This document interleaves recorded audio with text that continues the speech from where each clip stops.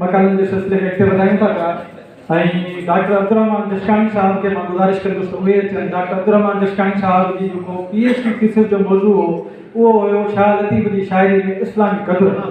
सो हिते डॉक्टर साहब के मां गुज़ारिश कंदुसि त उहे अचनि ऐं मकाले जो इख़्तिसार पेश कनि।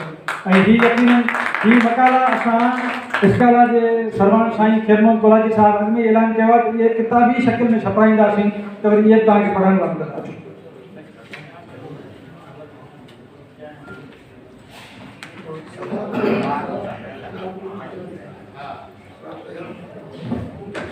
साईं सदाई करीम थे सिंध सुबान दोस्त मिठा दिलदा आलम सब आबाद करे।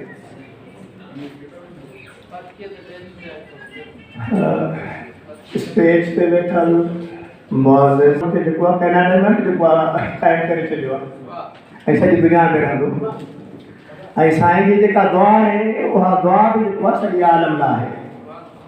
सॼे आलम खे साईं दुआ कई आहे। साईं जन फरमायो त शाह साईं सिर्फ़ु शाइर न हुआ, मुफ़क्किर न हुआ, मुदब्बिर न हुआ, बल्कि मां इहो चवंदुसि मूंसां इत्तिफ़ाक़ कंदा आलिम अदीब एॾा। शाह साईं साइंटिस्ट हो, शाह साईं आर्टिस्ट हो। शाह साईं खे दुनिया जा जेके बि इल्म आहिनि सभिनी इल्मनि ते उरूर हुयो। उनखे आफ़ाक़ी ऐं रूहानी दात हुई जंहिंजे करे हुन हर उनवान ते, हर मौज़ू ते, हर ताल खे बयानु कयो पंहिंजे कलाम में। ईअं चइजे त शाह साईं जो कलाम या फ़िक्र उहो समुंड आहे जंहिंजो को किनारो बि कोन्हे। शाह साईं बड़ बेक़रार आहे ऐं उनमें कई मोहनिक ऐं मोती अमीक आहिनि जेके असांजा मुहक़िक़ स्कॉलर ॻोल्हिनि पिया। शाह साईं रहमतुल्लाह अलैह जे कलाम में सभ खां अगर असां क़दीम कलाम ॾिसूं मौलिकात सब असांखे मिले थो अरबी ज़बान जो कलाम। ज़माने जाहिलियत में अरब शाइर काबतुल्लाह जे मथां कलाम लिखी पंहिंजा अशार लिखी ऐं उहे लटकाईंदा ऐं उन्हनि में वॾा वॾा शाइर वेही लुबीद जहिड़ा रबी जहिड़ा वेही ॾिसंदा हुआ तव्हांजो कलाम बहितर आहे।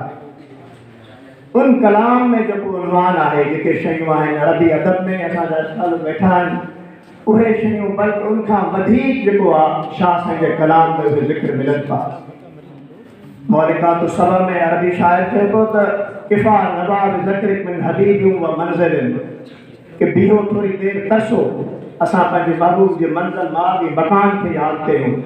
शाह साहब जे कलाम में असांखे उहे शयूं उहे माग उहे मकान नज़र अचनि था। उन सां गॾु अगरि अंग्रेज़ी अदब में अचो अंग्रेज़ी अदब में उहे शयूं मिलनि पियूं। उर्दू अदब में अचो वॾा वॾा शाइर नाला आहिनि अलामा इक़बाल ॿिया उन्हनि नालनि में उन्हनि जे कलाम में अगरि असां ॾिसंदासीं असांखे हर तरफ़ शाह साहब नज़र ईंदो ऐं उन्हनि जे बराबरि उन खां मथां नज़र ईंदो। इन खां अॻु में त स्टेट सेक्रेटरी तरफ़ां पर्ची अचे इख़्तिसार सां हलंदे जेको आहे मुख़्तसरन बस चंद अशार पेश करे गुज़ारिश कंदुसि। असांजा हिन उनवान प्रोग्राम जे हिन क़याम हिन जेको वेठा आहियूं जंहिं जात हिन हाल में जेका तकरीब थिए पई इन हवाले सां अगरि असां सिंधी ज़बान जे बाख्तियार इदारे जो ज़िक्र न कयूं या नाइंसाफ़ी थींदी। सिंधी ज़बान जे इदारे अॻु में बि काफ़ी कमु कयो आहे लेकिन असांखे ख़ुशी आहे। मां सभिनी दोस्तनि खे अर्ज़ु कंदुसि सिंधी अदब जे इदारे जो जेको नओं सरवाण आयो आहे डॉक्टर शेर करानी साहब लाइ तारीफ़। साईं जन सिंधी ज़बान के हवाले से इल्म अदब के हवाले से कराची में जो कम किया या हमेशा शाह साईं से कमदार इदारे की खुशनसीबी है बाख्तियार इदारे में साईं जन आया है अचण सां ही माशाअल्लाह प्रोग्राम सेमिनार शयूं शुरू थी आहिनि। अॼो कोई जो प्रोग्राम थो उन लाइ सिंधी ज़बान के बाख्तियार इदारे जो ताउन साकार किया काबिल तारीफ़। मोअज़्ज़िज़ मानवारा आलिमो अदीबो ॾिठो वञे तो शाह साईं को ज़ाती ज़िंदगी इंसानी फितरत के बारे में चए पियो बयान पियो करे त सभ खां पहिरीं जेका ॻाल्हि आहे इंसान जी उनजो अख़लाक ऐं किरदारु आहे। मां गुज़ारिश कंदो आहियां मैडम परवीन मूसा ज़िक्र कयो 90s में मैडम खे शाह साईं जी अख़लाक़ी क़दर ते सिंध यूनिवर्सिटी वारे PhD न करणु ॾिनी। मां ॿुधाईंदो हलां त उहा मैडम खे इन जे करे न करणु ॾिनऊं जो 2008 में मूं साॻे उनवान ते जेको आहे शाह साईं ते PhD जो बकालो लिखियो जो उनवान हुयो शाह जी शाइरी में अख़लाक़ी क़दर ते।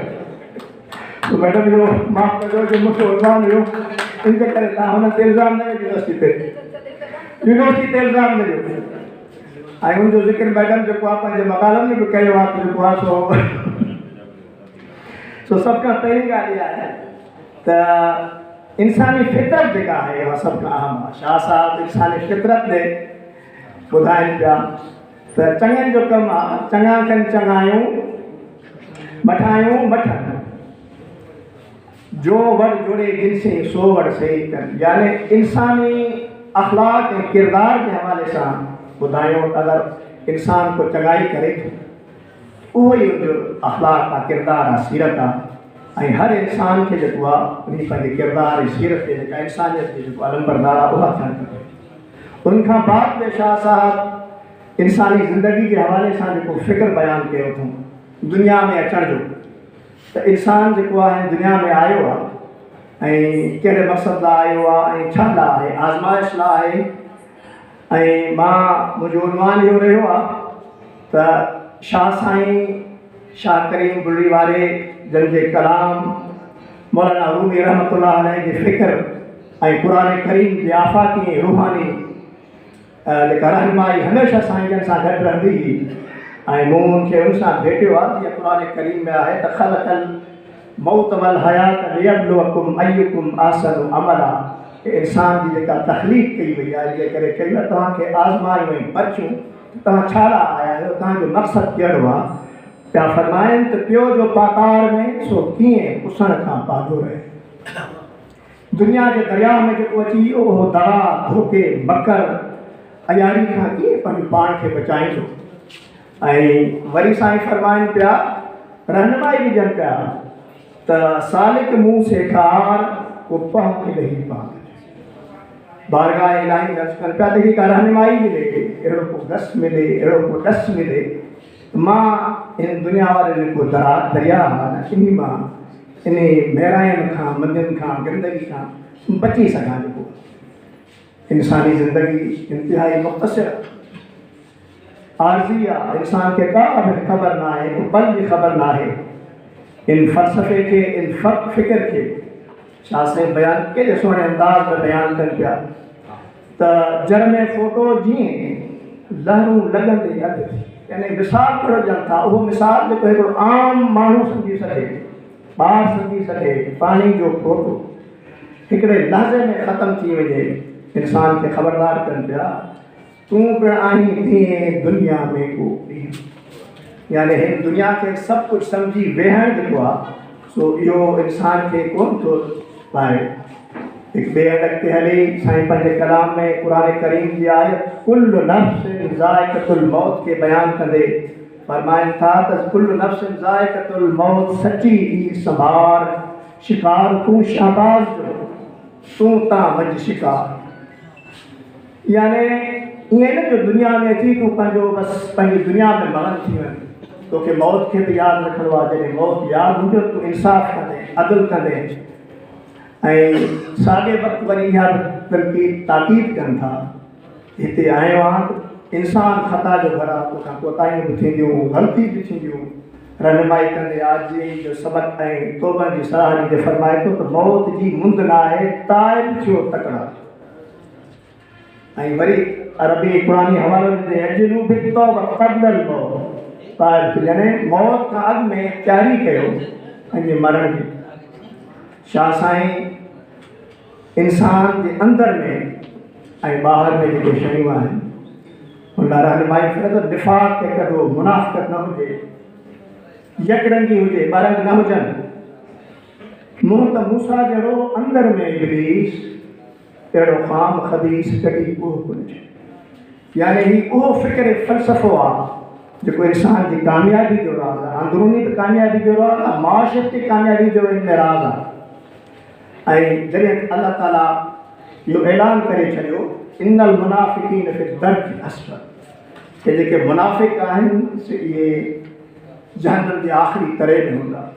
छा साईं इंसानियत जो, अखलाक जो, किरदार जो, सीरत जो, ॾाहप जो, साइंस जो, टेक्नोलॉजी जो, रूहानियत जो शाइरा, मुफ़क्किरा, साइंटिस्टा, ॾिसो त छा साईं समुंड ऐं इनजे सफ़र उनखे जंहिं अंदाज़ में बयानु कयो आहे, ईअं लॻे थो ॼण साईं ओशनोग्राफिस्ट आहिनि। रूहानियत जे फ़िक्र खे इन अंदाज़ में बयानु कयो थो ॼण वॾा के आलिम, मुफ़्ती, मुफ़क्किर आहिनि। इंसान जे हर फ़िक्र खे, ऐं जीअं साईं ने अर्ज़ु कयो को बि तबिको न आहे, को बि इंसान न आहे जंहिंखे छा साईं जन छॾियो हुजे। यानी ही उहो साईं जो कलाम जेको हिकिड़े ॿाहिराड़ी जे थर जे बर जे जीअं साईं बयानु कंदा आहिनि माशाअल्लाह, उनखां वेंदे वॾनि ऐवाननि ताईं जेको आहे कलाम खे ॿुधो वञे थो, सम्झो वञे थो। ऐं बिल्कुलु साईं मां मुख़्तसार ते अचां पियो त ॿिया बि असांजा ॾाहा वेठा आहिनि छा, ऐं तकलीफ़ तमामु तरफ़ वञे पई। मां आख़िर में हिकु दफ़ो जेको आहे जीअं त साईं जो ऐलान करे छॾियो आहे त इहे जेके मकाला आहिनि, इहे जेके मज़मून आहिनि ऐं जेके शयूं आहिनि इंशाअल्लाह इहे ईंदियूं ऐं पूरी तरतीब ऐं ख़ुलासे सां ईंदियूं, मुख़्तसर शयूं बयानु कयूं आहिनि। ऐं उन सां गॾु साईं जन जो जेको इहो ऐलान आहे त इहे तक़रीबूं इंशाअल्लाह ताला हर साल थींदियूं रहंदियूं, पूरे मुल्क में थींदियूं, पूरी दुनिया में थींदियूं। हिकु दफ़ो ॿीहर इस्ताला खे ऐं सिंधी ज़बान जे बाक़िदार खे मुबारकूं ऐं अस्सलामु अलैकुम वरहमतुल्लाह।